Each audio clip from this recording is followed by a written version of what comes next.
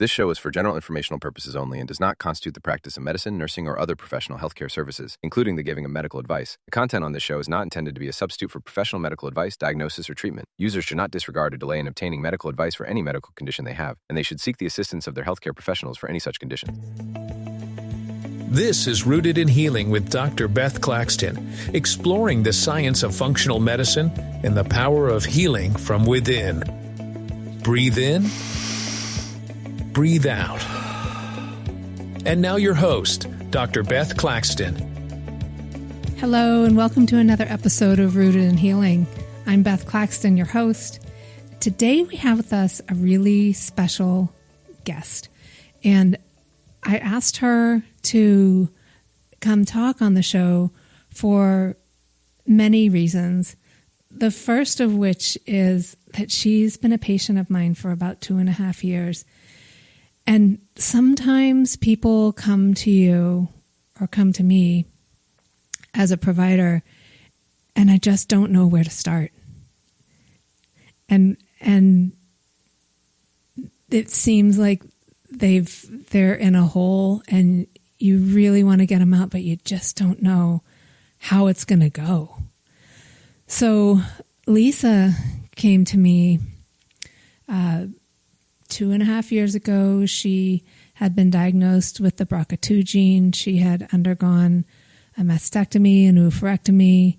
She had survived the lockdown with the pandemic. Under the sheets, she sent this mental image in her paperwork of sitting under the covers, the sheets pulled over her head, drinking wine. She was not doing well. She had gained a lot of weight. She had no energy, and she knew where she had been, and she wanted to find that place again. And she came to me, and I didn't quite know where to start. And just like we all do, we put one foot in front of the other, and we find our way out of the hole. Lisa is also very seasoned because she is a healthcare executive, and she's been on the inside and she's been on the other side of the health insurance industry. And she knows the dysfunction on both sides of the fence, and she eventually opted out. So many of us find ourselves in these places. We can see the grass may be greener. We may know intuitively that this is not going the way that we want it to, the way that we need it to. And it's up to us to act, and it's up to us to take care of ourselves, because in the end, we are the only ones who can take care of ourselves. We can receive guidance. We can have ideas. We can have someone help us make a plan. But in the end, we are the only ones that can put this into action. No one can do it for us. So that's the story on Lisa Jachowciz. She is going to be here with us and talk about her story from her side, her perspective. And just so you know, I did receive her permission to give all the details on the show before you met her. So please, if something doesn't seem right, if you're not getting the answers that you know that you need, keep looking. That's what this show is about, is finding other ways to healing. I'm introducing many different aspects, and if one of them rings true, that is your intuition telling you that this may be the path that you need to take, and it's unique for all of us. So we will come back to the show and meet with Lisa Jachowciz in just a few minutes after we go to this commercial break. You are listening to Mellow Mountain Radio.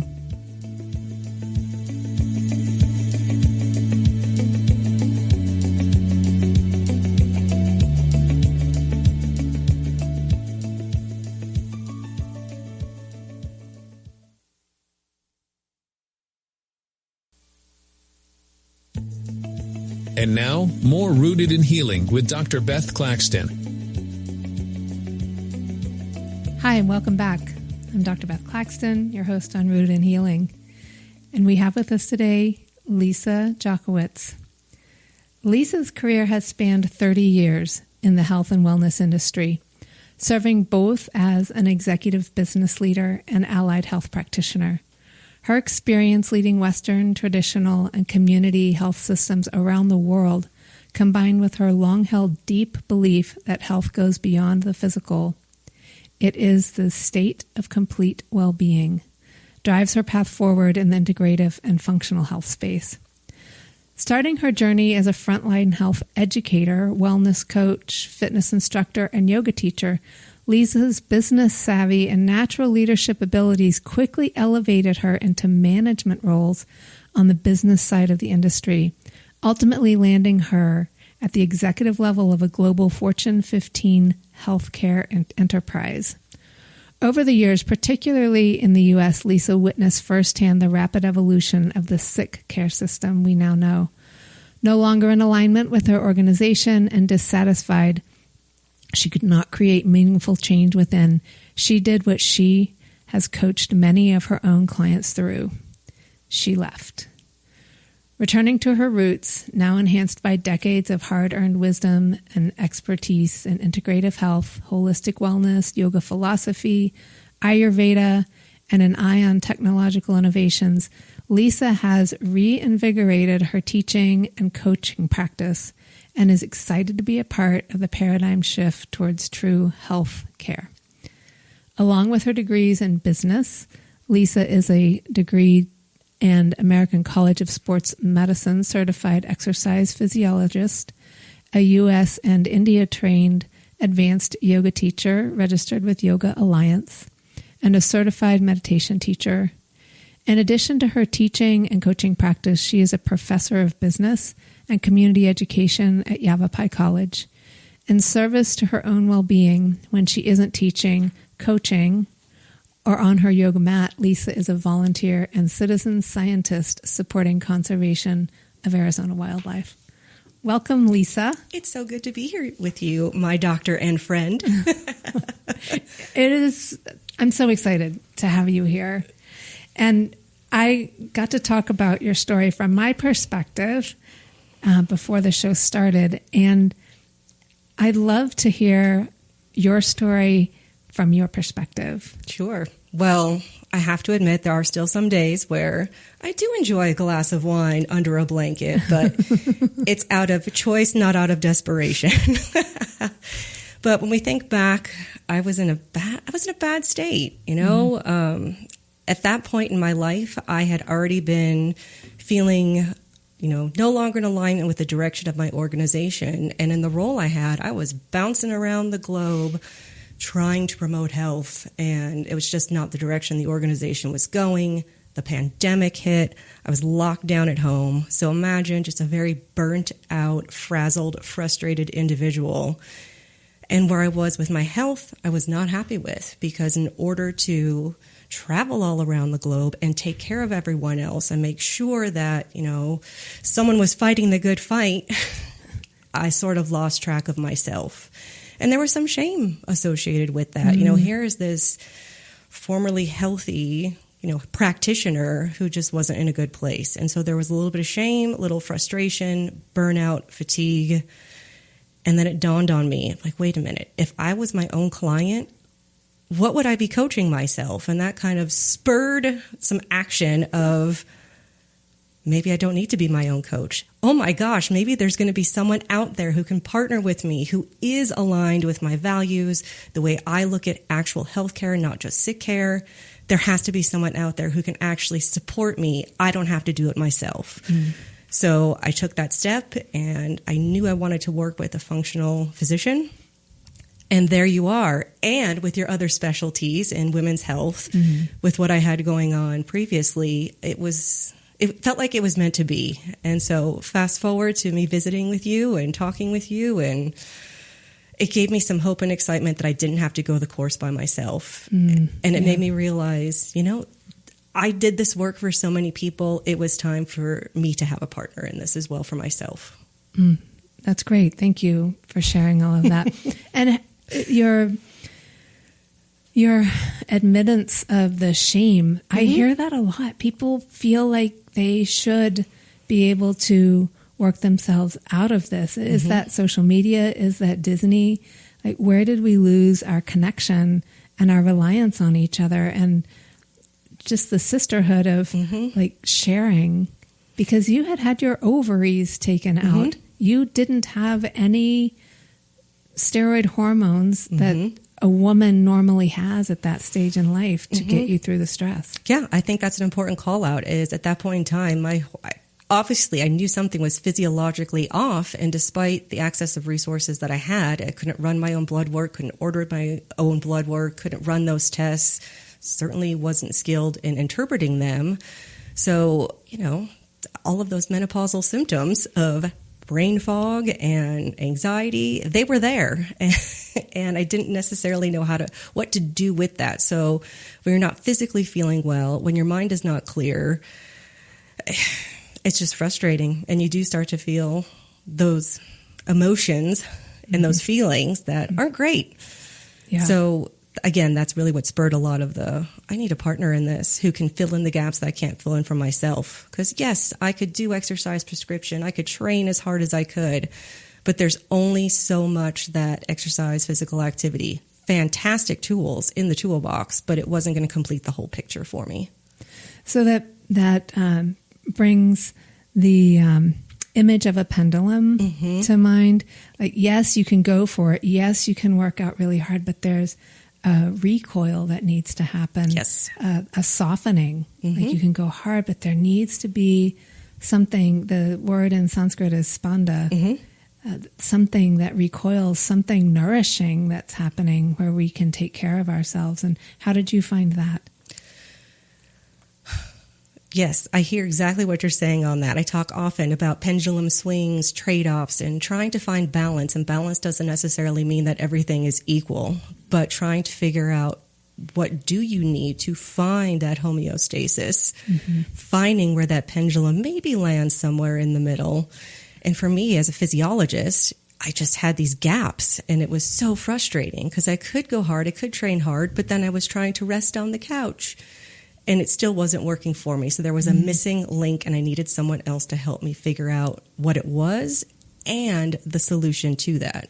And so I think that was something very helpful with my interaction with you of, again, with my background, I could do all the training, do all the nutrition, all the things we're capable of on the allied health side, but I needed just that comfort of someone saying, I hear you, I understand what you're going through, let's try this. And it was something that hadn't even really crossed my mind. Do you remember what it was? Well, it was, what's going on with your hormones? Yes. We talked a lot about that. And I think that is kind of gave me the kickstart that I needed to get my mind right and allow my physiology to come back into that balance that was very, very needed. Yeah. Yeah, hormones so important. Yeah, and I appreciated too. It was a very non-judgmental conversation with you when we first got together because it was very humbling to be asking for help. And as someone who is very independent and usually the one that people go to for help, for me to sit there with you and you to not judge and laugh with me and work through everything's going to be okay, but we're going to have to figure out these steps to get there. So to me, it's so funny to hear. It's funny. It gives me joy. It gives me surprise that I was kind of throwing a wrench in. What are you going to do with me? I would have never guessed sitting with you that I was going to be a tricky patient for you. And look where we are now. Yeah, here we are. And you're thriving. Oh, I'm doing great. I'm fantastic. Yeah. Back to that pendulum swing. Like, there's the pendulum swing in nature, and it's one of the truths of in Hermetic philosophy, the tides. Like, you've got to, when that roaring tide comes in, it also recoils tremendously. So people that go really strong really do need to have a meditation practice where they sit and cool off, maybe not on the couch drinking wine, but just sit and let things settle. And just like we were talking about before we started recording, the process of Shavasana, the corpse pose after a yoga practice, so important to let everything settle and taking some time at the end of the day and going. Like, I just have this image of the 1980s. Oh, yeah. And it's not sustainable. And I think this was also one of my frustrations, as in my mind, I knew what needed to be happening. I knew what I needed to be doing.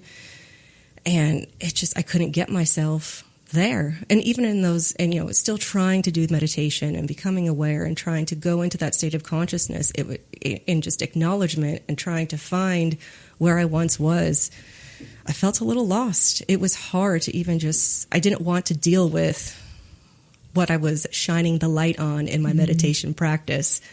Because, you know, there was a lot of self-doubt of, did I make the right decision? Where do I go from here? There was just a lot to deal with, and shining the light on it in the meditation practice was helpful, but also a bit scary and frustrating. So yes, for your listeners and for your patients, so sometimes even teachers have a hard time with that. And I think it makes us more relatable to those that we are serving, is we've been there with you. We know what it is like, and seeing both sides of it, knowing what it's like to be in the depths and what it's like to be outside of it. You do need to have that balance. You need to have the ebb and flow. You need to bring awareness to it so you can do something about it. So I want to take apart, unpack what you said about there was light shined on the situation in the meditation practice, because I know probably there are many people that are listening that may not be meditators. So what does that look like? What's the process of meditation for you, besides apparently what people think it is, sitting and not thinking? Yes. Which isn't true. No, and it's a step function process. And I think oftentimes, you nailed it. When people think of meditation, they think, I have to sit on a cushion with my legs folded and close my eyes and chant Om and think about nothing, do nothing, and be still. There is some truth to that. You do need to settle your physical body down, but it is a step function process. It is difficult for beginner meditators to immediately jump into meditation, and that's not even really the process that we follow from a yogic perspective. So in the 8 limbs of yoga, there's the yamas, niyamas, how we conduct ourselves out in the world, how we treat ourselves. There's our breath work, our physical body work. That gets us to the point of, I'm going to, live my life. I'm going to take care of this physical body so that I can sit down and be still. But we're not going to jump all the way into meditation. First, we just have to become aware. Sometimes it starts in the physical body, but then it moves into what is our mind thinking. And I like to use this example of our brain controls our physical body. Our mind is this like cloud or space outside of our skull in our head. Our body is what has feeling, and our mind is where we experience emotion. So if we look at that from that, so the feeling is in our physical body, the emotion is kind of in our mind, all right? So we have to, in yoga speak, we turn inward into ourself. But basically, this is just becoming aware. What are the sensations in my body? What do my clothes feel like? What does it feel like sitting on this cushion? We have to bring focus to our mind by just becoming aware of how is our physical body feeling, then moving into the mind. What am I thinking about? Right, because like anger, you may notice like a hot prickly feeling in your body, and you're like, whoa, that's kind of uncomfortable. What is that hot prickly feeling? And this is really just taking apart every little step, and then all of a sudden you realize, oh, I think I'm a little pissed off. Bingo. Oh. So we need to start acknowledging that. Then from there, we can move into, and that's oftentimes where people start. So many of the courses and classes that I teach, if I can get folks just to that position of just acknowledging what is going through your mind, what is your body feeling with those thoughts that are happening, those emotions, what are you feeling in your body? Then we can progress into things like full focus and concentration, eventually moving more into meditation, where we do have much more of, manipulation and control of our conscious state, and it goes on from there. But trust me, when you're physiologically, mentally, emotionally burnt out, you can barely get to that first step. So to all of your listeners and your patients out there, trust me, I feel you on that. So it's a step-by-step process. And also with those difficult emotions, when we can sit with them, is it 20 seconds? When you can really hold that space, and maybe what I personally do is I kind of go back and forth between like what the mind is telling me and what it's feeling like in the body. And if you can hold that, it will eventually dissipate. It does, because we are not the emotion. We are not the feeling. We are experiencing it, but it's not what or who we are. It's temporary. It's like the clouds in the sky. You got to ride that wave. Yeah. Right. They eventually pass. And so in my experience, it was difficult to get into that true meditative state and go deeper, because the sensations and the feelings were just so intense and so raw. It was frustrating. And so that was really still a useful tool in determining what are the steps I need to take to remedy this. And I had the benefit of knowing what it could be like, should be like, wanting to get back to it. For those who have not yet experienced that, there's some trust, I realize, that you put into your providers and your teachers, but trust the process. People have been doing it for thousands of years. Yes. It works. It does. It works. So you were talking about 8 limbs of yoga, and then we got to meditation. Okay, can you keep going? Oh, yes. So once we get past meditation, so we get into samadhi, which again, depending on my audience, sometimes I'm in yoga teacher voice. Sometimes it is Coach Lisa voice. So we can think of samadhi as the oneness, the enlightenment, the full absorption. And I think oftentimes folks have a perspective of, woo, it's woo-woo, mystical. I'm supposed to be cross-legged and floating on the red rocks here in Sedona. Well, maybe if that's your thing and you're out hiking and you get absorbed in that. When we're in tune with our physical body, when we're living our good life, when we are able to be aware of our thoughts, the impact those emotions are having on our body, we eventually can start to bring focus, concentration, and get immersed in life, immersed in things we enjoy. So some of the examples I give my students is, imagine you're at a concert with your favorite band. Yes, you are a person standing in, an arena with a bunch of other people and the music is going, but that feeling that you have when you're there is a oneness. You all become the crowd having this experience, and it's blissful. So it doesn't have to be something so woo, I'm, moving into another dimension. Maybe some folks do experience that. Great. But for those of us who are a little more in real life, it could be as simple as, I'm going to enjoy this activity that I'm doing right now. I am so immersed in, I've lost track of space, time, things around me, because I'm so immersed in this thing that is bringing me joy in my human experience. And in the meditation class that I teach, we have an assignment I think it's the first or second week, where we take an everyday activity and attempt to get to that place. And that can be brushing your teeth, washing the dishes, folding the laundry, where you're so consumed in the feel of the water, the action, how things, the touch, the sensations that you're feeling, your feet on the floor, all of that. So we can be consumed at any moment. Absolutely. Absolutely. And again, for folks who this might seem unattainable, you don't know how my mind works. My thoughts are so busy. There's so much going on. I know what it's like to have a very full, busy life as well. It takes a little bit of planning, but when you, through training your mind, when you can acknowledge those thoughts of like, woo, I'm getting spun out and ruminating on this. Do I just need to write all of this down and empty it out of my mind so that I can make space to have those situations where I can become absorbed? So there's little tricks and tools that you can learn along the way. We're all experiencing this together. We just have to find the tools and have the intention to follow through on them. Great. What's the next one? Well, samadhi is where we kind of wrap up. So, it is? Okay.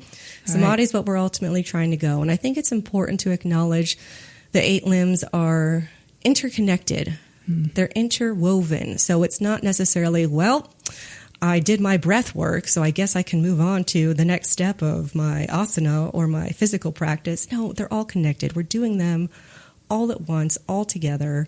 It's not just one moving into the next one. They're all connected as we move through. Beautiful. And thank you for stretching that out and taking it apart. I'd like to move into your professional career and what you were experiencing, and when was it that you left, and what was it like getting sucked into the system, and what was it like leaving? Sure. Well, my career initially began, I was on the front line. My mission and goal was actually on the preventive side. I wanted to keep people healthy so that they didn't have to experience the trauma and just everything that goes along with a chronic condition or losing someone in their life to a chronic condition. So very, very well-intended. But you can tell I'm a little bit of a fire starter here, very ambitious, quickly moved into those management roles. And, there is a business of health. And so we got into some leadership opportunities with that. And before I knew it, part of this Fortune 15 global enterprise, and it was in the insurance space. And people will have their thoughts about the insurance space, some positive, some maybe negative. Sometimes they're the villain in the conversations. I think it's important for folks to understand that health insurance is a financial tool. So very similar to car insurance, home insurance. It doesn't cover the maintenance and the care. It only covers when something happens and you need it. That said, some folks in the health industry, particularly in the health insurance industry, were really trying to sell themselves as, we're health and wellness providers. We care. We want to keep you well. And I think there was some of that to some degree. But when your insurance provider is then your pharmacy benefit management company, when they buy specialty pharmacies, and the conversation starts to shift from, instead of focusing on the basics of health and wellness and preventive care, like nutrition, like physical activity, like stress management, and so on, and becomes, I own a specialty pharmacy. I got a pill for that. Why am I going to spend the time and the resources providing health coaching and really focusing on the wellness side when I have to answer to shareholders, I have to answer to Wall Street? There's somewhat of a conflict of interest there. Right. And I think with the Affordable Care Act, which was a huge victory for that administration, they were able to have preventative services, routine preventative services covered. So that started to cloud the picture for people that they were in the business of prevention. Yes. Yep. And they spoke to it too. So I think it was a good start. And was getting people in for care that maybe were not seeking care previously. But it's also one of those where somewhat of optics, in the sense that, was it thorough enough when you get your blood work done in those preventive exams? Is it thorough enough to really deep dive into root cause? Why do you have diabetes? Why is this happening in your life? And knowing that everything is interconnected on the wellness side, maybe you are experiencing financial stress, and therefore that's impacting your physical stress. You don't necessarily have those conversations in that healthcare system that's been established. So I think I agree with you. It was a step in a good direction. Don't know if it was enough. Oh, right. Right. Well, and I think that we need to change our expectations. People think, I'm going to my doctor, he or she is going to make me well, and my health insurance card is going to pay for it. Yeah. Well, just like your house, you pay to get it repainted, and your car, you pay to wash it and replace the belts and do the maintenance. What are we doing for our bodies? Yep. Are we budgeting for that? Yeah, and it's a different conversation. So some of the folks that I coach and work with in there, we use the framework of the dimensions of wellness and the idea that it is all interconnected. And we have those conversations of, if this is the vision that you have for yourself and the life that you want to be living, how do all these components stack up? And where do we need to make some tweaks in there, and understanding what tools you have to support that, and understanding that health insurance is a financial tool. There might be some other parts of the benefits package you have through your employer. So we'll go through and find some of those gems. Maybe it does have money set aside for a gym membership, or maybe there is some health coaching available. So sometimes there are other tools available in a benefits package, but just strictly for the health insurance itself, it varies. Mm-hmm. And you have to remember what the ultimate drive is behind it. It's a financial tool. Right. And we also need to trust our intuition. Absolutely. Am I getting what I need out of this? And if that's not happening, what do I need to do to supplement? Mm-hmm. Yes. Because you're not going to let your house, all the paint go off of it. You're not going to let your house fall apart. We shouldn't let your body fall apart as well. Exactly. And working with someone that you're going to work well with. I mean, I was fortunate. You and I hit it off well, clearly, because we're friends now. But I think it's important anytime you're going to pursue a relationship with a healthcare provider, whether for your physical health, your mental health, whether it is working with a trainer, finding a yoga teacher you like, you need to make sure that you're on the same page and you share values and you're aligned and can work successfully together. And it's so unfortunate now that doctors I don't want to call it healthcare, but in the Western system, exactly, in the Western system, have 10 minutes, if that, with a patient. It's very difficult to connect with people. Mm-hmm. I've been on that side of the fence. Yep. It's very hard to connect with people, and it's so frustrating because I know that's what they needed. Mm-hmm. I wanted to give more time. Sometimes I did, and then I would run late, and people were upset because the doctor was late. Yep. And you know how it goes. I have a lot of empathy for our Western healthcare providers, and they are important. They serve a great function. They are there doing the work that they can, and we need them. I feel for the situation that they're in. They're crunched for time. The metrics that that they need to fulfill, mm-hmm. especially in value-based care, there are certain numbers they need to hit. And again, that's great. We want people to make sure we have some regulation, hit some goals. But everything is a trade-off. So what are we compromising so that we can achieve those other metrics that are ultimately financially driven, compared to, is the highest level of care possible being delivered? Is the patient getting what they need? And is that physician feeling fulfilled in mm-hmm. that role? Because there's a lot of physician burnout. You could probably speak to this better than even I can. Yes. It's a tough place to be in. So I have so much empathy for them, because I'm sure, like you and I, they started this path of, I want to be of service, have a purpose-driven career. I want to help people, whether keep them healthy or be there for them when they're ill or injured. I don't necessarily think every single healthcare provider is not me. They're not also business people. They really are there to deliver care. And right. I think that's a tricky spot for them to be in. Yeah, exactly. And the bottom line for listeners is, if you're not receiving the care that you mm-hmm. think you need, then look elsewhere. Yep. There are other ways, other paths that might require payment. Yes. Yes. And it is definitely reshaping budgets mm-hmm. across the land. Yes, for sure. So, Lisa, on your journey, thank you for taking it apart. Mm-hmm. It's so exciting to see someone come from being off the path, being lost, mm-hmm. and then back on. It feels good to be back on. What were your surprises? What surprised you along the way? That's an excellent question. I think, kind of going back to what we were just talking about, there are so many well-intended people along the way, mm-hmm. but there are also people who have skills, particularly in the health industry, in the health insurance industry, who are, for example, I'm a finance guy, I'm an accountant, I run algorithms. They're there to do the work, use their skills. They don't necessarily have the same passion or fire in them for that end customer or that end patient. So again, it's perhaps me being naive that it was a surprise, but it's like, wow, if you're going to be in the health industry, isn't everyone excited about our mission?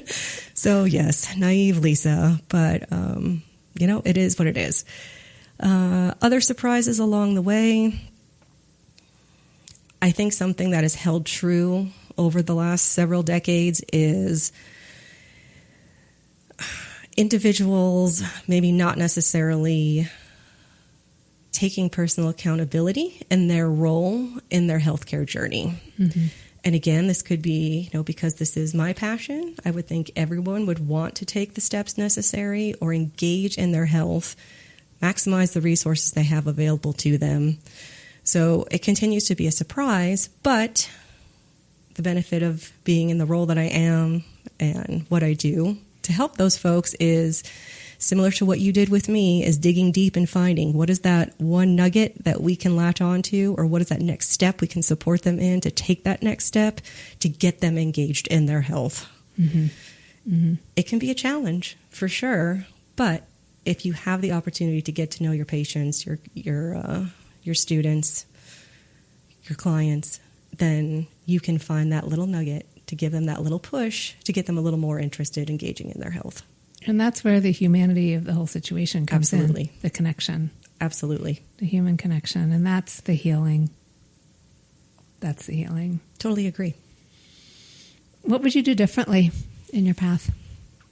As much as I would like to pick a few things out, I don't think I would change anything, because I wouldn't be here in this beautiful place sitting with you, feeling as good as I am and knowing there's more ahead, more for me, more for you, more work that we can do for all of those folks listening right now, all of our clients, patients. There's more work for us to be done. And I think our past is what helped shape our future. So right now, we are shaping our future us in what we're doing. And I wouldn't trade that. Yeah. And we can do that very consciously. Absolutely. And knowing, again, coming back to that awareness of just, you need to be aware of where you are and have that vision for yourself of who do you want to be? What does your life look like? You need to have that plan. And that's what I work with, my coaching folks on, is you need to have a vision for yourself, because everything that you do is either in support of or working against that vision. So it seems simple.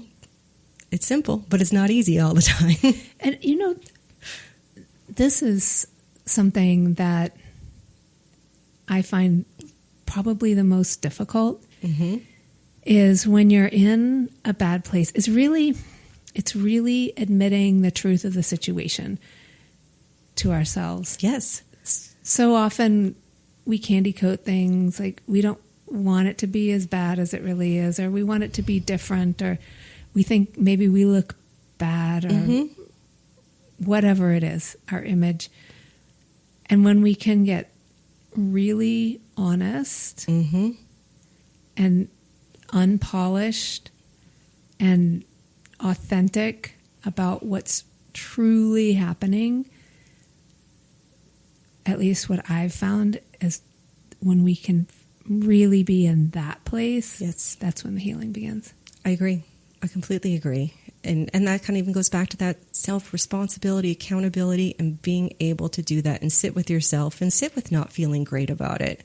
One of the activities I have folks do is, if they are in that place, to help dig them out of it, is just list all of the things that you're unhappy with, that is not working.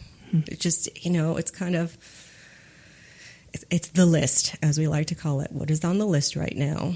Because once you're able to see it, acknowledge it, it's here, that is the only way we're going to be able to build the solutions to get you out of it. And again, simple to do, not always easy to execute those action steps, but that's why you have a partner supporting you in that process. And I'm sure you see that too with your patients of, well, how did we get here? How does that feel right now? How are we going to get you out of this? It might not be a whole list. It might be 2 things they need to work on, but you need to identify then those action steps. You can't take action if you don't know what you're acting against. And even in appointments where it seems like everything is going really well, There's always something. I try to always ask, What's not working. Because then we can really go. And that's why we call it a practice. It's an evolution of things. So once you're able to conquer one of those things that are on the list, make that change, it becomes your standard operating procedure. It's business as usual. So what's the next thing that you want to tackle? Continuous improvement, whether it's in business or in your body, is always happening. It's that admitting to ourselves. It feels like failure.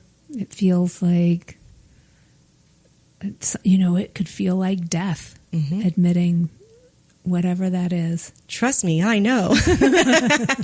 It is. And it's hard to take accountability for it yourself. It's very easy to place blame in other areas. So even in my example, when I got burnt out, I could blame people around me. I could blame the organization, but ultimately it's up to me and how I conduct myself, positions I put myself in, where I choose to work, where I choose to spend my energy. Sometimes it is difficult to take on where there are external factors, but in the end, I'm the one that got myself here, and I need to get myself out of it. But it's always good with help. It's always good with human connection. What advice would you give yourself that was there from here now? What advice would you give yourself then? It's the same advice I would give any of my coaching clients of similar to what we just discussed. We have to acknowledge it. Like we have to just be able to say, shine the light on it. What is working? What is not working? How did I get here? And perhaps most importantly, what one step are you going to take to get yourself out? It's just one. It doesn't have to be a big one. For me, it was, I love wine, and I'm very active in our local wine community here, but perhaps maybe a glass instead of the whole bottle. But it's that action step. So, in that situation, I did have to say, if I was my client, what would I coach myself to? And it ended up being successful, I would say. Yeah. So, and it's the same advice I would give if you were in a bad spot.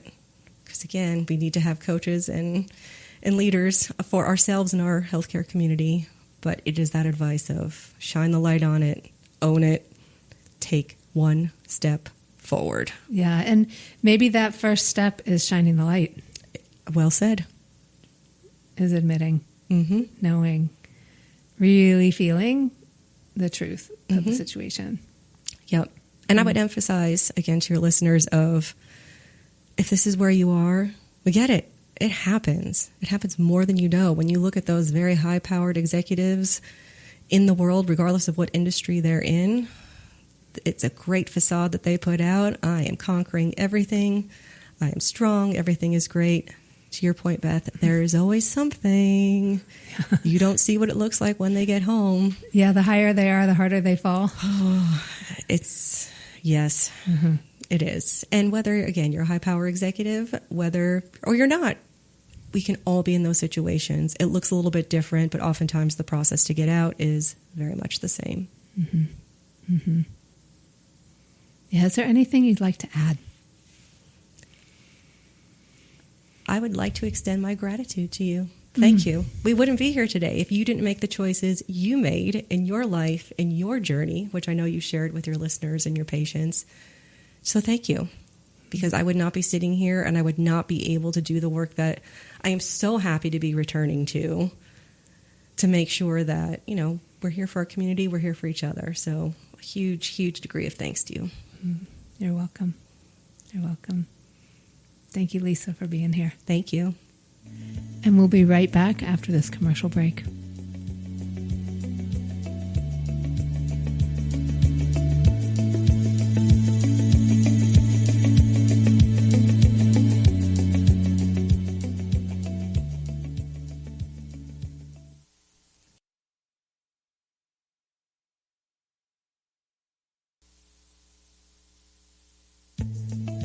And now, more Rooted in Healing with Dr. Beth Claxton.